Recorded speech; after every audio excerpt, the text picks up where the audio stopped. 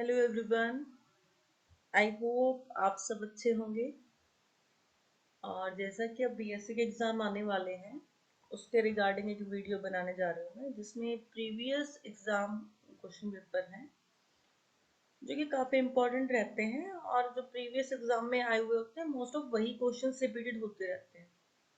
So at the time of exam अगर आप previous questions को आप रिवाइज करते हैं तो आपका इजीली पेपर क्लियर हो जाता है, कोई ऐसी मुश्किल नहीं आती है उसमें। क्योंकि जो बच्चे स्टार्टिंग से नहीं करते हैं और सोचते हैं कि लास्ट में हम लोग थोड़ा सा कर लेंगे जिससे इजीली हमारा पेपर क्लियर हो जाए, तो उनके लिए भी बेनिफिशियल है, और जिन्होंने पढ़ा है उनके लिए भी काफ़ी अच्छा रहता है, बेनिफिशियल रहता है। तो चलिए वीडियो स्टार्ट करते हैं, जिसमें मैं कई सारी वीडियो अपलोड करूंगी जिसमें आपको प्रीवियस क्वेश्चन पेपर मिलेंगे। तो ये जो क्वेश्चन पेपर है ये 2015 का है, ठीक है।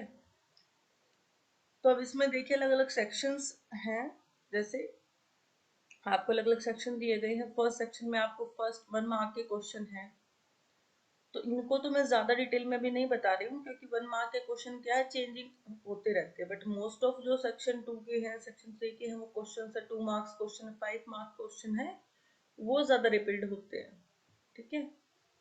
तो इनमें तो सिंपली पूछ रखा है कौन से इलेक्ट्रॉन पाए जाते हैं इलेक्ट्रोमेरिक इफेक्ट में, ठीक है। तो पहले ये सब डिटेल में करना पड़ेगा कि मेटामेरिक इफेक्ट क्या होता है, इलेक्ट्रोमेरिक इफेक्ट क्या होता है। तो कुछ क्वेश्चंस तो हमें 2 मार्क वाले में आगे भी मिल जाएंगे। तो अभी तो डायरेक्ट इनका आंसर बता रही हूँ मैं आपको कि इलेक्ट्रोमैग्नेटिक इफेक्ट के अंदर कौन से इलेक्ट्रॉन्स होते हैं, हमारे 5 इलेक्ट्रॉन्स होते हैं। आफ्टर दैट आता है कि what is the hybridization of central atom in triplet carbene. Carbon triplet के अंदर किस टाइप की हाइब्रिडाइजेशन होती है। अब आपको पता होना चाहिए कि हाइब्रिडाइजेशन क्या क्या टाइप होते हैं। लाइक sp हाइब्रिडाइजेशन होता है, sp2 हाइब्रिडाइजेशन होता है, sp3 हाइब्रिडाइजेशन होता है, ठीक है। तो इस टाइप से क्या है, अलग अलग टाइप की हाइब्रिडाइजेशन होती है। तो अब इन्होंने पूछा है कि कार्बन के अंदर हाइब्रिडाइजेशन कैसी होती है। तो कार्बन के अंदर होती है sp हाइब्रिडाइजेशन, ठीक है। तो sp हाइब्रिडाइजेशन में क्या होता है, एक s का ऑर्बिटल होता है, एक p का ऑर्बिटल होता है। उस हाइब्रिडाइजेशन को हम क्या बोलते हैं, sp हाइब्रिडाइजेशन, ठीक है। तो नेक्स्ट आता है हमारा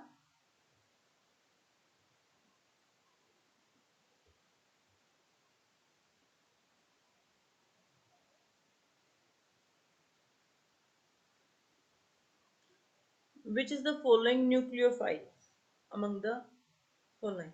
इसमें से न्यूक्लियोफाइल क्या होते हैं। तो सबसे पहले आपको पता होना चाहिए कि दो होते हैं, एक इलेक्ट्रोफाइल होता है, एक हमारा न्यूक्लियोफाइल होता है।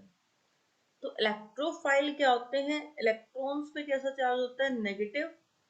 तो इलेक्ट्रोफाइल मीन्स इलेक्ट्रॉन्स लविंग, तो इलेक्ट्रोफाइल पे हमारा होगा पॉजिटिव चार्ज, ठीक है।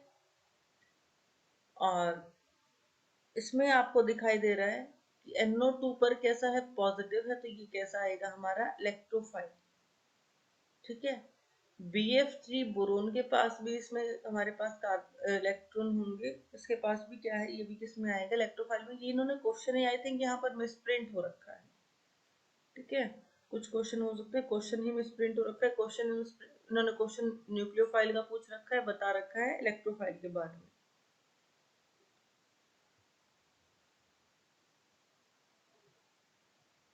उसके बाद जो आता है हमारा, तो दोनों हमारे इलेक्ट्रोफाइल हैं। BF3 भी इलेक्ट्रोफाइल है क्योंकि इसके पास, बोरोन के पास 3 इलेक्ट्रॉन होते हैं इसमें, ठीक है, जो कि फ्लोरीन के साथ इसने बॉन्ड बना रखा है। एंड 3, इसलिए BF3 किसकी तरह बिहेव करेगा, लेविस एसिड की तरह बिहेव करता है।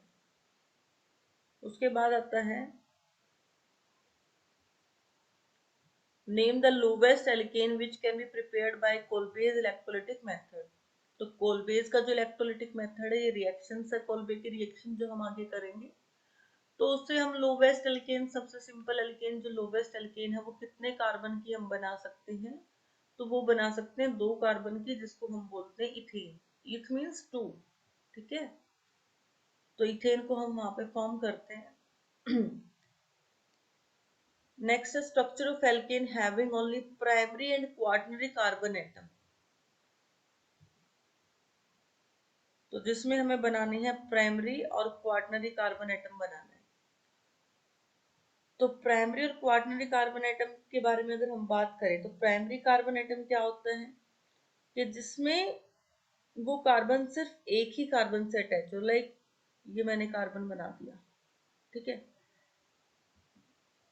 और ये कार्बन यहाँ एक ही इधर कार्बन से अटैच है और बाकी सब क्या है, मान लो इसके ऊपर हाइड्रोजन हो यहाँ पर।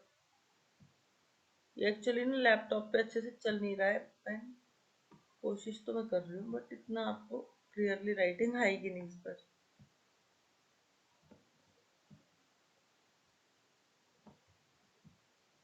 ठीक है, तो यहाँ मतलब बेसिकली आप मान लो कि तीनों जगह पर क्या है, ये हाइड्रोजन है।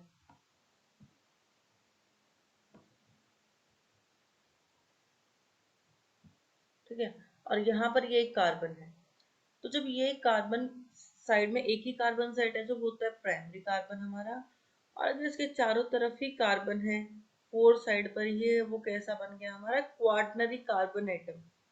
ठीक है, तो बेसिकली ये वाला जो कार्बन है हमारा, ये वाले कॉर्नर वाले जो कार्बन है, ये फोर हाइड्रोजन से अटैच है और एक कार्बन से अटैच है। तो ये कैसा आएगा, ये प्राइमरी आएगा। और अगर मैं इस कार्बन के एटम की बात करूं तो ये कार्बन एटम कितने कार्बन से अटैच है, 1 2 3 एंड 4, 4 कार्बन से अटैच है। तो ये कैसा होगा हमारा क्वाaternary कार्बन एटम। आई होप ये क्लियर हो गया होगा। अगर आपको फिर भी कोई डाउट आता है तो प्लीज कमेंट सेक्शन में आप डाउट को लिख सकते हैं।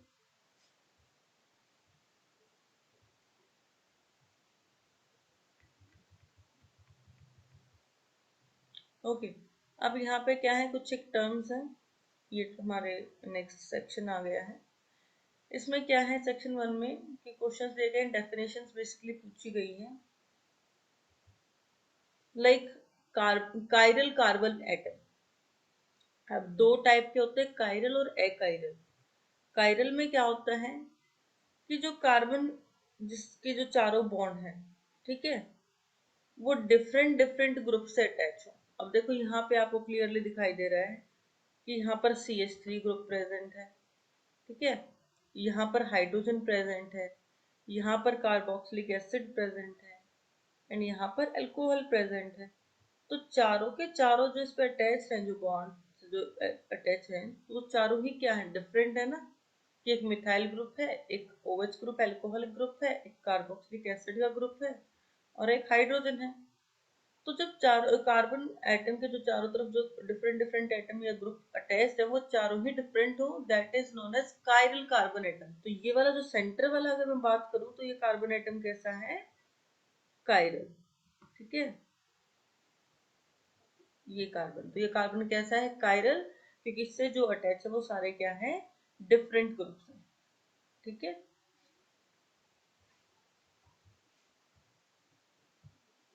फिर आता है हमारा मीजोमेरिज्म। नेक्स्ट टर्म जो हमारी आती है मीजोमेरिज्म के बारे में आती है। ओके, सो मीजोमेरिज्म के बारे में अगर हम बात करें तो मीजोमेरिज्म क्या है। मीजोमेरिज्म एक ऐसा फिनोमेना है जिसके अकॉर्डिंग हम क्या करते हैं, मॉलिक्यूल की अलग अलग स्ट्रक्चर्स होती हैं, इलेक्ट्रॉनिक स्ट्रक्चर होती हैं, या जिनको हम बोलते हैं एक स्पेशल नेम बोलते हैं कैनोनिकल स्ट्रक्चर्स। ठीक है, जिसमें मॉलिक्यूल दिया होता है जिसकी दो या दो से ज्यादा इलेक्ट्रॉनिक स्ट्रक्चर होती है, केमिकल स्ट्रक्चर होती है, जिसमें क्या होता है कि वो हर एक स्ट्रक्चर बहुत सारी प्रॉपर्टीज को तो वो शो कर देती है, लेकिन सारी के सारी प्रॉपर्टीज उस मॉलिक्यूल की नहीं बताती हैं। ठीक है, और जो उसकी एक्चुअल स्ट्रक्चर होती है उसको हम बोलते हैं रेजोनेंस हाइब्रिड स्ट्रक्चर। ठीक है, जो कि काफी डिफरेंट होती है उसकी इलेक्ट्रॉनिक स्ट्रक्चर से। तो मैं कह सकती हूँ कि मेटामेरिज्म एक ऐसा प्रोसेस है जिसमें मॉलिक्यूल्स क्या करता है कि दो या दो से ज्यादा उसके इलेक्ट्रॉनिक स्ट्रक्चर होंगे जिसको हम कैनोनिकल स्ट्रक्चर बोलेंगे, और एक उसकी रेजोनेंस हाइब्रिड स्ट्रक्चर होगी। ठीक है, कैनोनिकल स्ट्रक्चर के अंदर क्या होगा कि वो उसकी बहुत सारी प्रॉपर्टीज दिखा देगा, लेकिन सारी प्रॉपर्टीज उस कंपाउंड की वो शो नहीं करेगा उस मॉलिक्यूल की।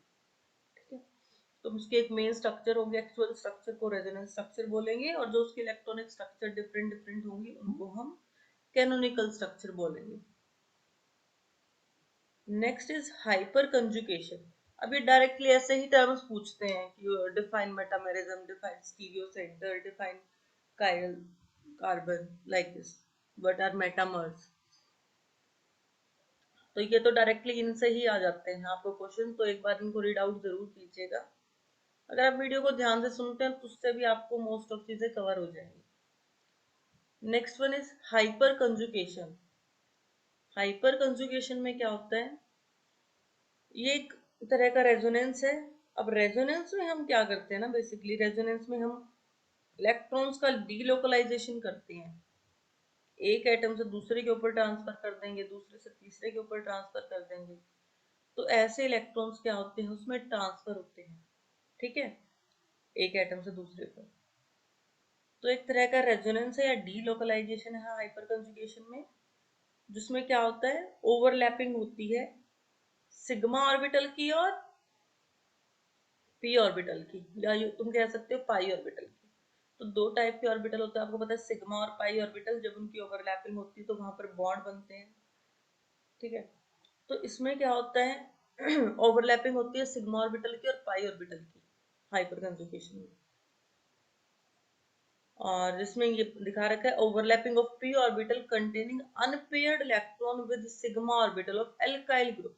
एक एल्काइल ग्रुप होगा, उसके ऑर्बिटल, उसके सिग्मा ऑर्बिटल से पी ऑर्बिटल की ओवरलैपिंग हो जाएगी।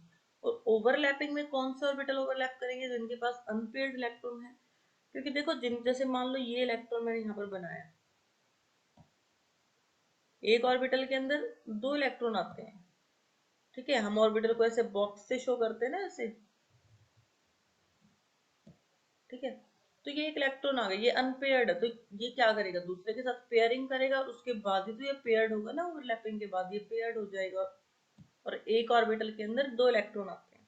ठीक है, तो हाइपर कंजुगेशन मैक्सिमम होगी जब कार्बन के अंदर अनपेयर्ड इलेक्ट्रॉन अटैच होंगे और तीन अल्काइल ग्रुप होंगे। अभी यहाँ पर हम देख सकते हैं, when carbon hydrogen is adjacent to a pi bond, it can take part in delocalized system। अब delocalization कब होगा, अब देखो यहाँ तो डीलोकलाइजेशन हो नहीं सकता इलेक्ट्रॉन्स को, क्योंकि इनके पास तो और ऑर्बिटल एकोमोडेट कर ही नहीं सकते इलेक्ट्रॉन्स को। देखो थोड़ा सा और डिटेल में बताती हूँ। जैसे हाइड्रोजन है, हाइड्रोजन के पास एक ही उसके अंदर फर्स्ट शेल होती है। ठीक है, और फर्स्ट शेल में सिर्फ एक ही ऑर्बिटल होता है, जिसको हम बोलते हैं एस। मैक्सिमम टू ही इलेक्ट्रॉन एस के अंदर आ सकते हैं, उससे ज्यादा तो ये ले ही नहीं सकता। ठीक है, तो यहाँ पर क्या होता है, इसमें डीलोकलाइजेशन इतनी हो नहीं पाएगी। तो उसमें क्या होगा कि आप देखो यहाँ पर ये डबल बॉन्ड है, तो ये डबल बॉन्ड शिफ्ट करेगा ना, कि ये डबल बॉन्ड यहाँ से शिफ्ट होके इसके इलेक्ट्रॉन इस कार्बन के पास आ जाए। ठीक है, जब यहाँ से ये डबल बॉन्ड यहाँ पे शिफ्ट हो गया, वापस यहाँ पे शिफ्ट हो गया, तो इन सब को हम क्या बोलते हैं, एक तरह से रेजोनेंस होती है ये, जिसमें इलेक्ट्रॉन्स की शिफ्टिंग होती है। ठीक है, अब अगर मैं यहाँ से इस इलेक्ट्रॉन को यहाँ पे शिफ्ट करा रही हूँ, तो शिफ्ट कराने के बाद यहाँ पर क्या तुम देख रहे हो, यहाँ पर कैसा बॉन्ड आ गया, डबल बॉन्ड आ गया। ठीक है, तो उस टाइम पे इस कार्बन की वैलेंसी 5 हो गई ना, कि भाई 1 2 3 4, और एक यहाँ पर भी बॉन्ड था 5। एंड यू नो कि कार्बन 5 बॉन्ड बनाता नहीं है, तो इन तीन हाइड्रोजन में से कोई एक हाइड्रोजन क्या करेगी, ये वाला बॉन्ड यहाँ से हट जाएगा और ये अलग हो जाएगा इससे। ठीक है, फिर से वापस से सेम ऐसा ही हो जाएगा कि ये यहाँ पे आएगा, ये यहाँ पे आएगा। तो इस टाइप से ये क्या होती है कि इनकी हाइपर कंजुगेशन होती है, जिसमें ऑर्बिटल्स ओवरलैपिंग करते हैं।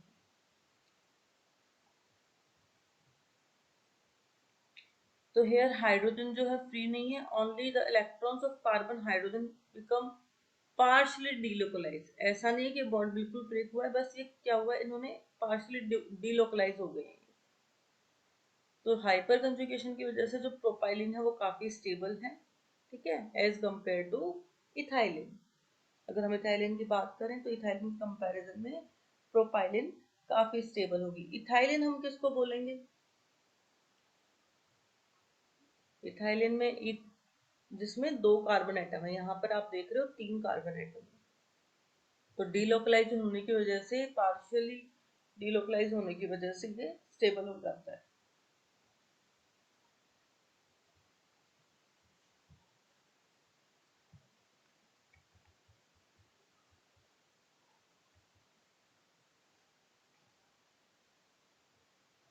अब यहाँ पे थोड़ा सा मिसप्रिंट हो गया, ये मेटामर्स आएगा ना, क्योंकि मेटामेरिज्म हम पहले कर चुके हैं, ये है मेटामर्स। तो अब इसमें हम बता रहे हैं कि मेटामर्स क्या होते हैं। मेटामर्स होते हैं जिन कंपाउंड का सेम मॉलिक्यूलर फॉर्मूला होता है और वो मेटामेरिज्म दिखाते हैं। मेटामेरिज्म हमने किया था कि जिसकी डिफरेंट डिफरेंट स्ट्रक्चर्स बनती हैं, कैनोनिकल स्ट्रक्चर होती है, हाइब्रिड स्ट्रक्चर होती है, जो कि उसकी प्रॉपर्टीज को दिखाती है। तो ऐसे कंपाउंड जिनकी वो डिफरेंट डिफरेंट स्ट्रक्चर्स होती हैं, उन कंपाउंड्स को हम क्या बोलेंगे? मेटामर्स, जिनका मॉलिक्यूलर फॉर्मूला सेम रहेगा, ठीक है, लेकिन स्ट्रक्चर डिफरेंट हो जाएंगे, दैट आर मेटामर्स। जैसे आप देख सकते हैं यहाँ पर, अगर मैं ओवरऑल काउंट करूं तो ओवरऑल यहाँ पर एक कार्बन तो यहाँ पर है, 3 कार्बन यहाँ पर है, तो टोटल कितने कार्बन हो गए? 4, ठीक है। हाइड्रोजन की बात करो तो 3 हाइड्रोजन यहाँ है, 7 हाइड्रोजन यहाँ है, तो कार्बन हमारे पास, कार्बन का नंबर हो गया 4 और हाइड्रोजन का नंबर हो गया हमारा 10, ठीक है। एक ऑक्सीजन है हमारी यहाँ पर, इसमें भी आप देख सकते हैं 2 and 2 4 कार्बन है, 10 हाइड्रोजन है और एक ऑक्सीजन है, तो सेम है नंबर। लेकिन आप देखोगे स्ट्रक्चर डिफरेंट है, यहाँ पर CH3 है, यहाँ पर C3H10 है, एंड यहाँ पर दोनों साइड में इथाइल ग्रुप है, ठीक है। ये नेमिंग इनकी अलग होगी, ठीक है, स्ट्रक्चर अलग होगी, लेकिन इनका मॉलिक्यूलर फॉर्मूला दोनों का सेम है कि दोनों में 4 कार्बन है, 10 हाइड्रोजन है, एक ऑक्सीजन है, ठीक है। तो ये दोनों क्या है? मेटामर्स है, ठीक है।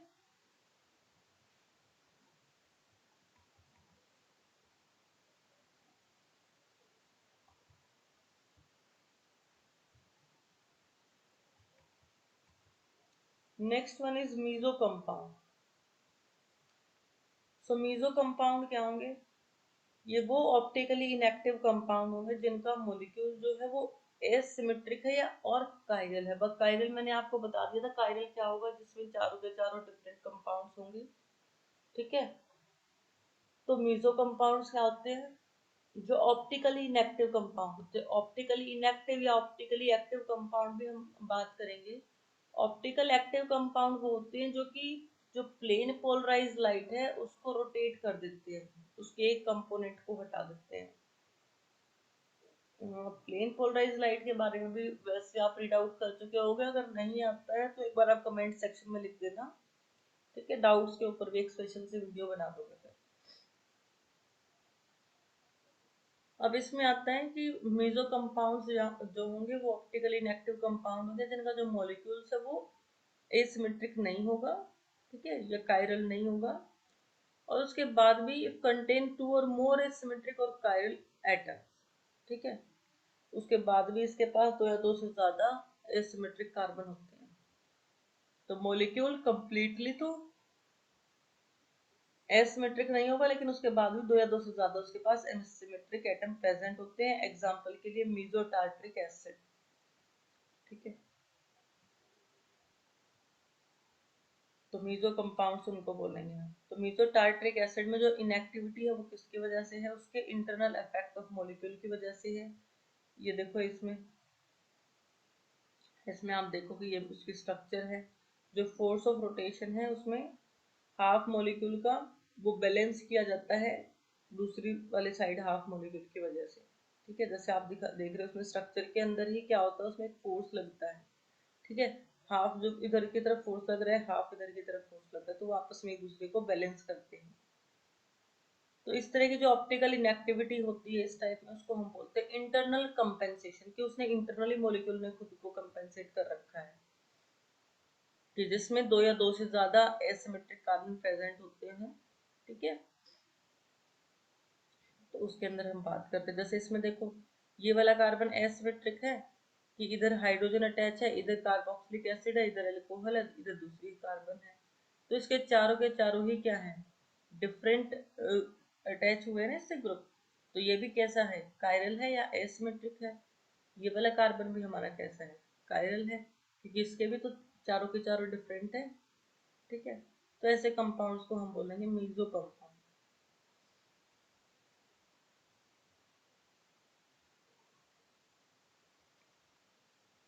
नेक्स्ट आता है हमारा डाइस्टीरियोमर्स। इसमें क्या होता है, स्टीरियोमर्स का पेयर है जिसमें दो या दो से ज्यादा डिफरेंट कायरल सेंटर्स होते हैं, जिनको हम एनेंशियोमर्स बोलते हैं। ठीक है, अब एनेंशियोमर्स क्या होते हैं, एनेंशियोमर्स होते हैं कि जो हमने एक dextrorotatory, laevorotatory, optical isomerism में हम करते हैं कि जो कंपाउंड्स हैं वो प्लेन पोलराइज लाइट को अगर राइट की तरफ रोटेट करते हैं तो उनको हम डेक्स्ट्रो रोटेटरी बोलेंगे, लेफ्ट की तरफ करते हैं तो लीवो रोटेटरी बोलेंगे। ठीक है, एनेंशियोमर की डेफिनेशन भी इंपॉर्टेंट होती है। अब वीडियो काफी लेंदी हो जाएगा तो मैं इसी क्वेश्चन पे इसको समराइज करती हूँ और नेक्स्ट वीडियो आपके लिए अपलोड करती हूँ जल्दी। तो डाइस्टीरियोमर्स के बारे में अगर हम बेसिकली बात करें तो ये पेयर है स्टीरियो आइसोमर्स का जिसके पास दो या दो से ज्यादा डिफरेंट कायरल सेंटर्स होते हैं जो कि एनेंशियोमर्स नहीं है। ठीक है, तो इसमें ये एग्जांपल आपको दे रखे हैं 2,3 डाइक्लोरोपेंटेन, इसकी चार स्ट्रक्चर है, चार अलग अलग इसके स्टीरियोमर्स हैं। ठीक है, अब इनमें आपको देखने को मिलेगा डिफरेंस क्या है। जैसे यहाँ पर देखो, इसमें यहाँ राइट साइड में क्लोरीन है तो नेक्स्ट में लेफ्ट साइड में आ गई, ये वाली क्लोरीन इधर रोटेट हो गई। तो इनमें क्या होती है, रोटेशन होती है। ठीक है, इसमें दोनों ही सेम साइड पे आ गई, इसमें इधर की साइड पे आ गई। तो एक इनको हम क्या बोलेंगे, स्टीरियोमर्स। ठीक है, कि जिसमें उसकी जो शेप है, ज्योमेट्री है, उसको चेंज किया जाता है। ठीक है, तो ये क्या है, अलग अलग डिफरेंट फोर स्टीरियोमर्स है। और आप देखोगे ये क्या है, ये सारे कायरल भी हैं। ये वाला मॉलिक्यूल कैसा है, कायरल है, क्योंकि इसके ये इधर हाइड्रोजन है, इधर मिथाइल है, इधर क्लोरीन और इधर कोई दूसरा ग्रुप है। ठीक है, ये वाला भी कैसा है हमारा, कायरल है। तो कायरल को बिल्कुल माइंड में सेट करना है कि कायरल क्या होगा, कि जिसके चारों जो ग्रुप अटैच है वो चारों क्या होंगे, डिफरेंट होंगे, that is chiral.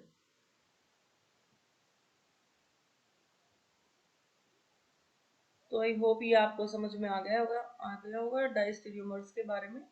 Next video में हम इंडक्टिव इफेक्ट, रेजोनेंस, एनेंशियोमर्स, मैंने बोला था इसकी डेफिनेशन इंपॉर्टेंट रहती है एनेंशियोमर की। ठीक है, तो काफी इंपॉर्टेंट चलने वाली है सीरीज। तो आप वीडियो को देखिए कंप्लीट। जो भी आपको डाउट आता है आप कमेंट सेक्शन में कीजिए, अलग से जितना मेरे से पॉसिबल होगा कमेंट, आपके कमेंट्स को देख के डाउट की भी एक वीडियो अपलोड कर दूंगी मैं जल्दी ही। So thank you very much. Like, subscribe और शेयर करना भूलिए नहीं। चलो मिलते हैं नेक्स्ट वीडियो में। Thank you everyone.